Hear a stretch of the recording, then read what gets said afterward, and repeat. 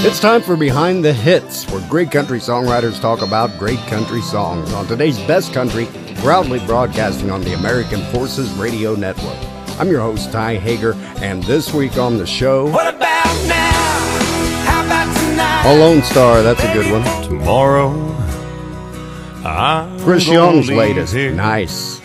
Gonna do my dreaming with my eyes wide open. Cool.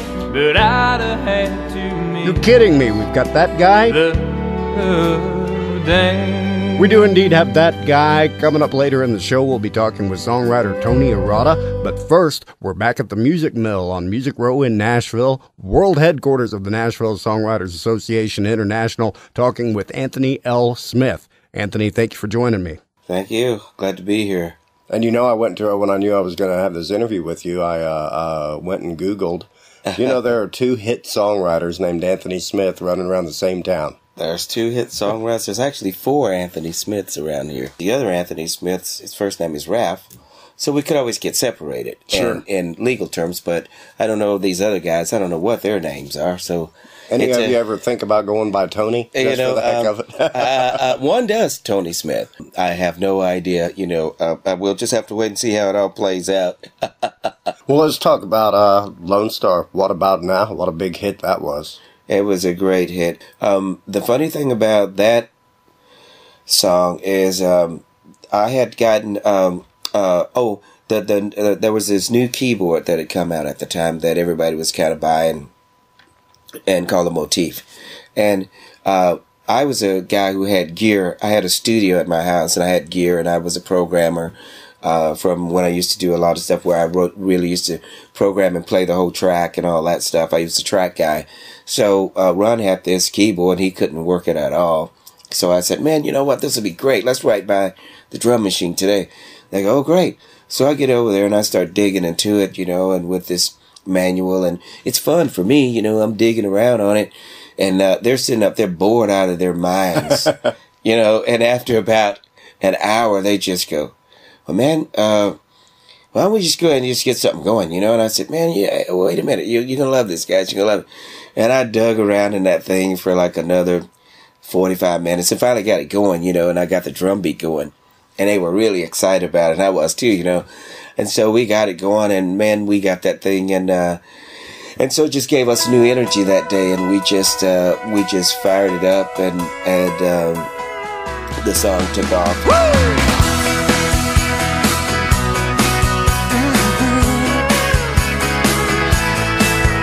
The sign in the window said for sale or trade on the last remaining dinosaur Detroit made.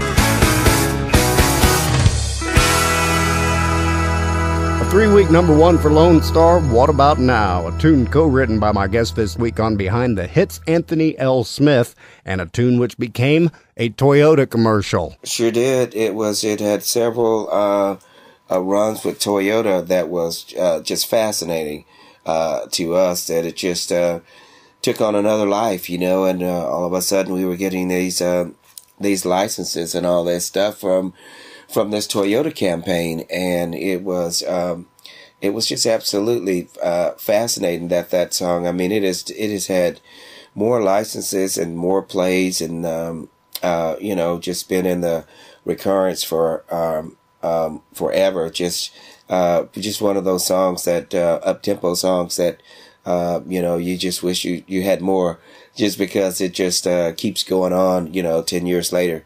We got a couple of minutes left, and I didn't want to get away without talking about Tomorrow.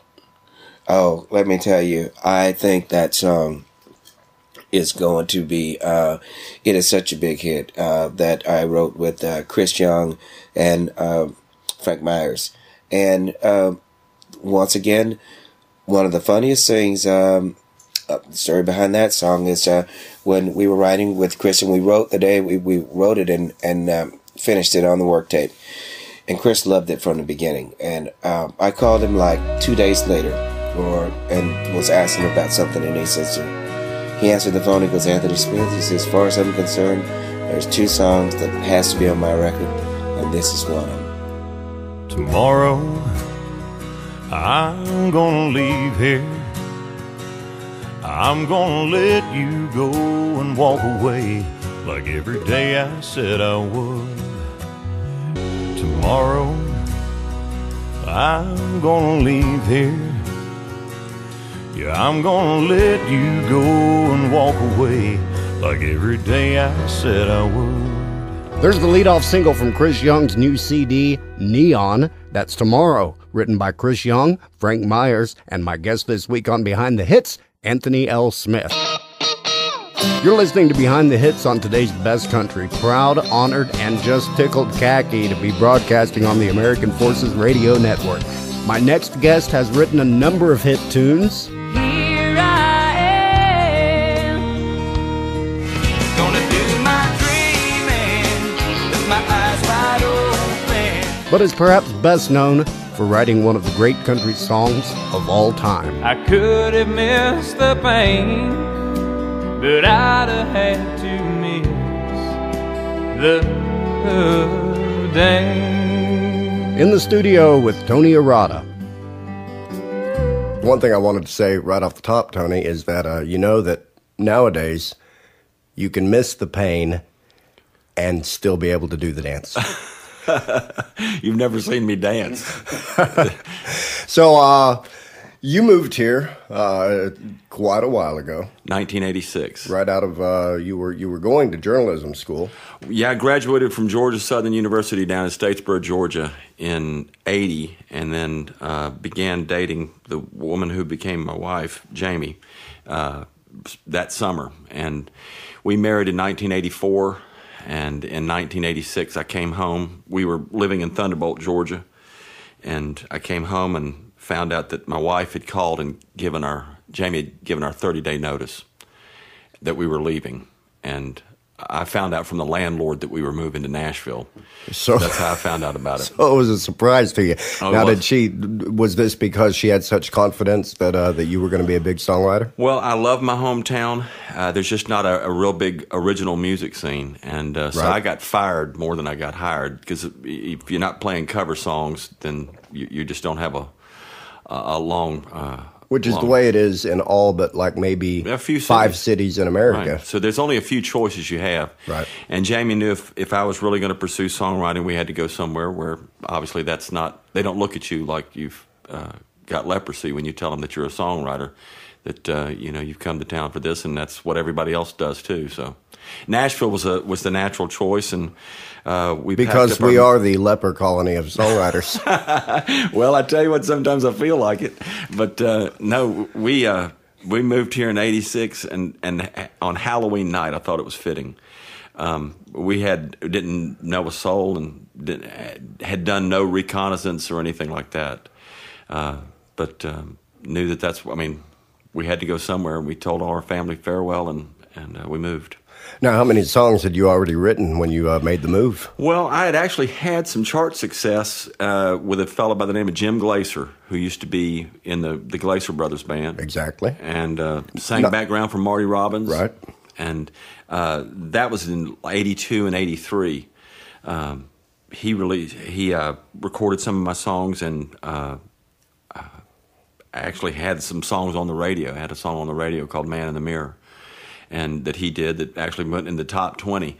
But in my supreme genius, of course, we waited till all that faded and then moved to town. So right. when we had a calling card, we stayed put in Thunderbolt. Strike while the iron's cold. That's right. The story of my life.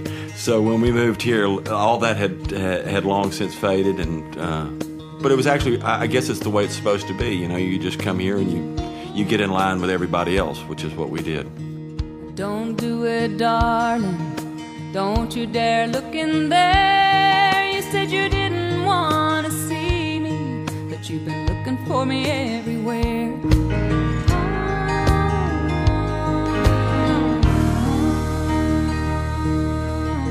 From 1994, there's Patty Loveless with a song that was originally going to be the title track to her album When Fallen Angels Fly, but obviously wasn't. Here I Am, a tune that reached number 4 on the country charts, written by my guest this week on Behind the Hits, Tony Arata. Now that song is very special to me because it took even longer to get it recorded than than the dance even. I mean, that song was 7 years old when Patti Loveless did it. And she had passed on it 3 or 4 times. But she finally got to a place in her life where the story of the song, hit her in a way that, years earlier she hadn't experienced that yet. And she has always been, I lovingly refer to her, and I'm not speaking out of school, my wife knows this, I refer to her as my first wife. I mean, I love Patti, and she is just the probably the one of the greatest voices. You have a true gift for evoking emotion in your songs. Does it sometimes surprise you when one of these, emotion-evoking phrases comes out, or do you consciously craft each and every word? Well, I'd like to say that it just, rolls off my tongue. The fact of the matter is, it's probably one of the reasons why I'm such a lousy co-writer, is because I'm not going to rush to finish anything, and I'm just not into saying when the page is filled and we're done. And I'd like to say that some of those lines came as a result of trying to rhyme them with the previous word, but in reality, I think there's a large part of the subconscious that plays into this, that when you're really not thinking about it, is sometimes when the best stuff comes out, and it just really is. I mean, I'm grateful, and I also enjoy that. I also enjoy the process of just walking around with an idea, and really not in any great hurry to get to the end of it. So that works when you're writing by yourself, but when you're wasting somebody else's time, it doesn't go so well. You said the only thing harder than saying goodbye was saying hello after all this time.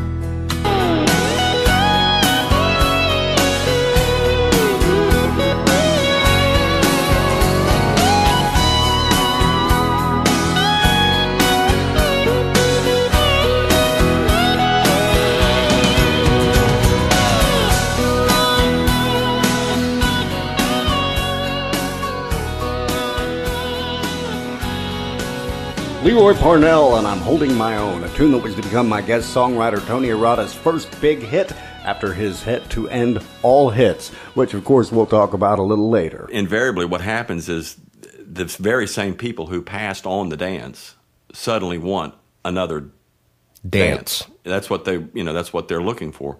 Tell them they missed the dance. Well, and that's the thing is, if it were just that simple, then everybody would do it. I mean, if that's all it took was just to sit down and do something that turns out like that, then who wouldn't do it? You're listening to Behind the Hits on today's Best Country, proudly broadcasting on the American Forces Radio Network. I'm your host, Ty Hager, and I want to give a shout out, and as always, a heartfelt thanks. Thank you. No more heartfelt than that. Thank you! That's more like it. To our troops, their families, and DoD civilians around the whole wide world listening on AFN. My guest is Tony Arata, and coming up shortly, we're going to talk about this little ditty. Looking back on the memory of. But first, Tony, let's talk about a song that was on Hal Ketchum's Greatest Hits album in 1996, and one that I know is very personal for you. That was written not long after my mama passed away, and so that was just that was one I really didn't have to make anything up. I mean, I just kind of reported on what I had witnessed in the months leading up to my mama's passing, and that was a very hard song to write, but it was also very it was like every time I sang it, I was sitting with her again. Little cathartic. Yeah, and it's odd, that song has I play it out and it's as if it were a single because so many people know it, and there again, I mean, no grand design on my part, just the fact that on that day you managed to set down the best words you could, and the rest of it will have to take care of itself. But I appreciate you mentioning that. That song has always meant a whole lot to me. Many more miles were behind him, and he had left to go, closing in upon that last one that we all must walk alone. It's the one across the end of the line. Satisfied mind.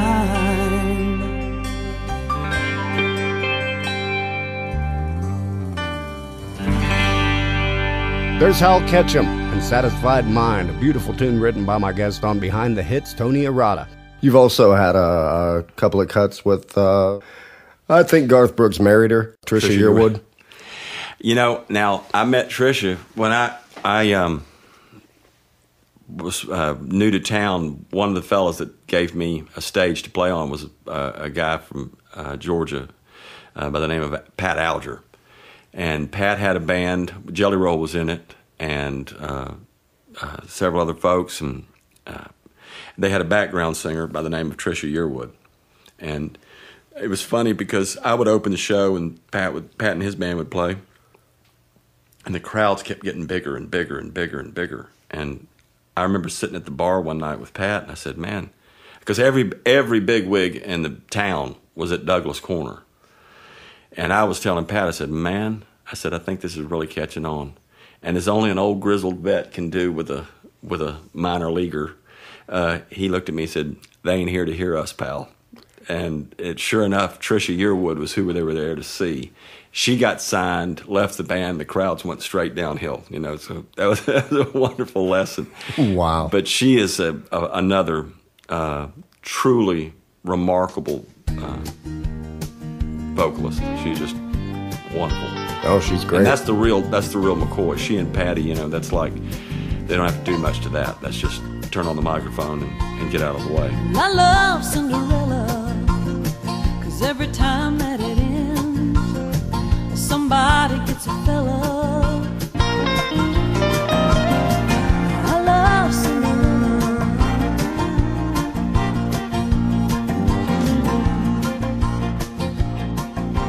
From 1995's Thinking About You, that's Trisha Yearwood, and Fairy Tale, a tune written by my guest on Behind the Hits, Tony Arata. And her and Garth make a real cute couple. And also nowadays, with the economy like it is, you really need two incomes in a household. Well, I think I'm not worried about them. Let's put it that way. I think they'll be all right. Now, do you find often that your journalism background, as you're writing, do you sometimes think, well, I'm using some of the same tools that I learned in journalism to tell a story? That's a great question because, you know, what they drill into you in journalism is you've got to have a good opening line. I mean, nobody's going to read an article and wait till the end to find out what the thing's about. So I guess that does come into play. And also the fact that you've got to, like with most pieces that are written in the paper, most people read the first 3 or 4 paragraphs. You can't wait till the end to get to the crux. Somebody put it well, if you don't know where you're going to end, you don't know where to start.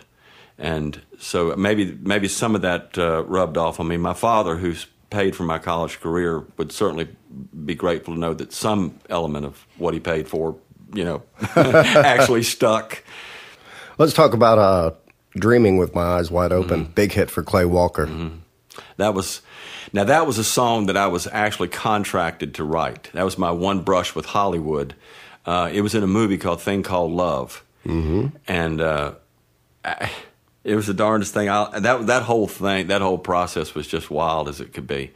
I remember playing at the Bluebird, and in comes all the Hollywood crowd, and River Phoenix and all his hangers-on and whatnot. And we played the show that night, and he came up and introduced himself and said hello. And oddly enough, I'd been hired to write a song or submit a song for use on the soundtrack of the movie. And we had just had our second child, so I didn't even ask what the movie was about. Right. It's like, whatever you got. If you'll use my song, I'd sure appreciate it. But it was, it was strange because nobody knew who Clay Walker was, who was the fellow who wound up doing the song. And I had never sat down and consciously said, you need to write a song, and these are the parameters, and you got to do it. But, hospital costs are a great motivator. Oh, and yeah. So, I would have sat down and written anything at the time. But there again, he was a brand new artist. Nobody knew who he was from Adam's House Cat, and he just turned out to be a great star. And that was a really well-made record. My friend James Stroud produced that, and they just made a great record out of it. Did Adam have a house cat? I've never heard that before in my life.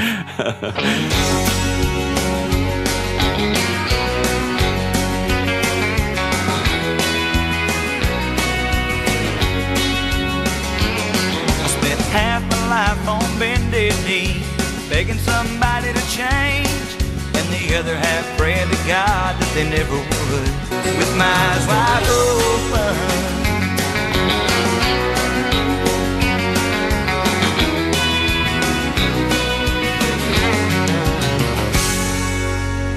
The fourth biggest country single of the entire year 1994, there's Clay Walker's #1 hit, Dreaming with My Eyes Open, another great tune written by my great songwriter guest, Tony Arata. The very first time I ever worked up the nerve to go out and play an open mic show, and of course at all these things, they always had a very special guest. And I'll never forget it as long as I live. I finally worked up the nerve to go up there and play, and I'm up on stage and I'm sweating and shaking, and I looked down, and Townes Van Zandt was the special guest that night. Wow. And he's sitting at the table, and I cannot tell you how unimpressed he was with what he heard. And all I could think about was, all right, if you live through this, the rest is gravy. It can't get any worse than this. It can't there's a good chance he was just loaded. Well, all I could think about was the fact that how many times I've ruined this poor man's song, Pancho and Lefty, and I've sung it, every day of my life when I've played in bands. You know that we've got to talk about how you met this fella named, what was his name? Oh, yeah, Garth Brooks, and how that meeting evolved into a tune called Wait, The Dance. Anywhere there was a place with a sign-up sheet, I went out and did. And as a matter of fact, it was at Douglas Corner that I walked in one night at one of these open mic shows and stood at the back, and there was a guy up there with a big cowboy hat and a striped shirt and looked like a cowboy sitting up on a stool, and it was Garth, and he had just moved to town as well. So we struck up a conversation that evening, and I've known him ever since. Of course, at the time, he wasn't a one-word entity. I remember the song he was singing. He was singing "I've Got a Good Thing Going," which wound up on his first record. And I stood at the back and I said, now that guy, that's just what we need. Another guy that writes real well and sings real well. Right. But I met him as a songwriter. And as I said, we struck up a conversation that night, and I've known him, ever since, and through a lot of different facets of our respective lives. I mean, his oldest girl was born a day after our oldest girl was born, and we were in, I remember seeing him at Baptist Hospital, and so there's been a lot of different changes in both of our lives, but he's always been the same guys that I met. But I'll never forget, it was at the I had written the song The Dance and did it one night at another one. We actually worked our way up to doing the early show at the Bluebird. Mm-hmm. And it was me and Garth and Liz Hingber and Mark Irwin. And that was about it. That was not only the people performing, that was the crowd. And now that I didn't know the way it all would end, the way it all would go. And he came up to me afterwards and said, "Pal, if I ever get a record deal, I'm going to do that song." And, of course, I appreciated it, and I thanked him for the vote of confidence, but he was selling boots at Boot Country, and I was loading trucks at UPS. So I knew we had the music industry right where we wanted it. So, yeah. And it was just a matter of time. But sure enough, about 2 years later, I had finally worked my way into getting a degree in a job in my field. I was writing for a magazine, and I got a call, and Garth called me and said, "I just got signed to Capitol Records, and is that song still available?" How long had you been in town before you wrote the dance? Oddly enough, it was the very first, probably one of the very first things I wrote. So it would have been maybe late 86, 87. Was that still one of those songs that when you wrote it, did you think, that's pretty good? Or did you really have confidence that if the right things happened, that it could be a pretty successful song? Well, the odd part about it is I've sung the song every night since I've written it, wherever I've played. And so you got it memorized now? Long before. I've almost got the words memorized. Yeah. But the strange part is that it had been turned down in that interim. I mean, between when he heard it at the Bluebird and when he called a couple of years later and had been signed to Capitol. So in those years, that song was continually being pitched and was being passed on by the biggest and the best in town. And but I believed in the song. I thought that there was something there, and the reaction it got from the lay folk, sure, I knew there was something there. Oddly enough, I was told on more than one occasion that nobody was going to record it because it didn't have a bridge. It's just a verse, chorus, and you're done. And so I tried to write a bridge, and it seemed so foreign to the song, having sung it for so many nights in its form. I finally had to just say that I don't think it's supposed to have one. Did you ever try doing a bridge with a banjo in it?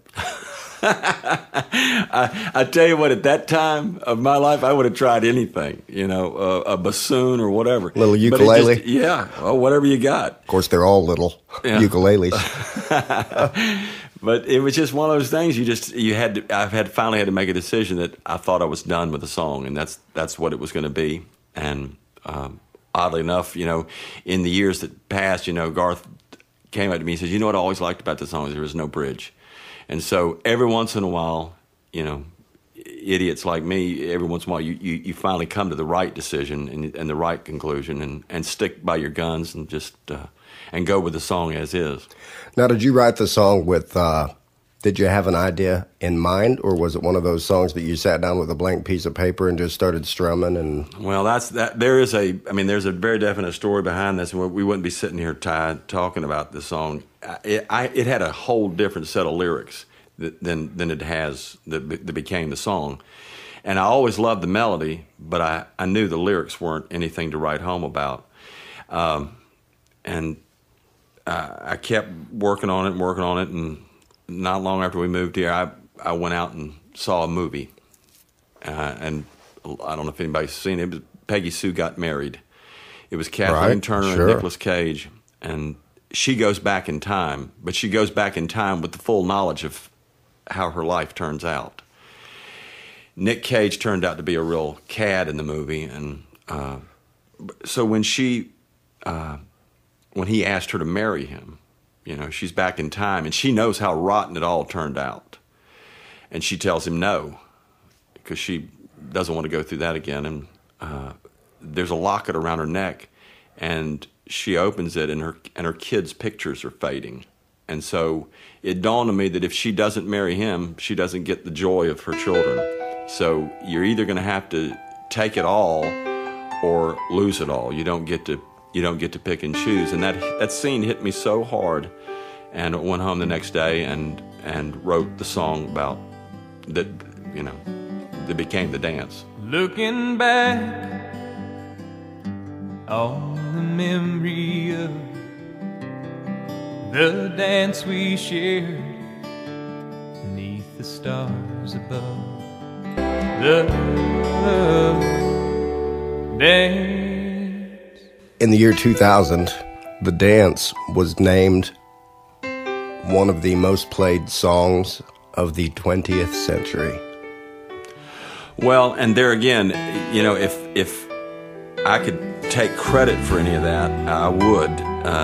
But I mean, I was just, I was fortunate enough to be at the Bluebird that night with that song,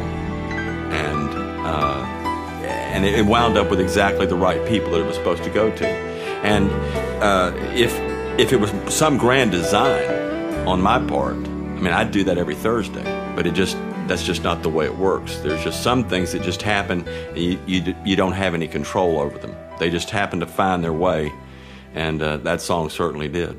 Well, Tony Arata, it's been truly a pleasure, and you're one of the most humble, self-facing guys where if I were in your shoes, I would not go anywhere in public that I didn't have a shirt on that said, "I wrote the dance." And that is going to wrap it up for Behind the Hits on today's Best Country, proudly broadcasting on the American Forces Radio Network. I'm your host, Ty Hager, and I want to thank my guests, Anthony L. Smith and Tony Arata. Tony's website is tonyarata.com. Coming up next week on Behind the Hits. My baby is American made. All she's got to do is just give me that wing. With the southern voice. It's mega super duper songwriter Bob DePiro next week on Behind the Hits. Behind the Hits is produced by Bass Hackers Productions in association with Jagger Payton Radio, online at jaggerpayton.com. Okay, then. Co-produced and engineered by Steve Goodie at Pitch Perfect Recording in Nashville. Check them out on the web at pitchperfectrecording.com. Okay, then. Theme music by Rebecca Kraft, produced by Steve Goodie. Okay, then. Post-production assistance by Bill Levingston at Automatic Productions. Okay, then. And don't forget to check out our website where you can get my complete songwriter interviews, cool songwriter links, and more. It's BehindTheHitsRadio.com. And now for the legal stuff. Behind the Hits is copyright 2011 Bass Ackwards Productions. Any unauthorized duplication or distribution might sound like fun if you're very easily amused. Any resemblance to persons living or dead would be cool, but any resemblance to persons living and dead would be damn near impossible. No animals were harmed during the making of Behind the Hits. We waited till we were done, then we went on a varmint killing spree. It was not pretty.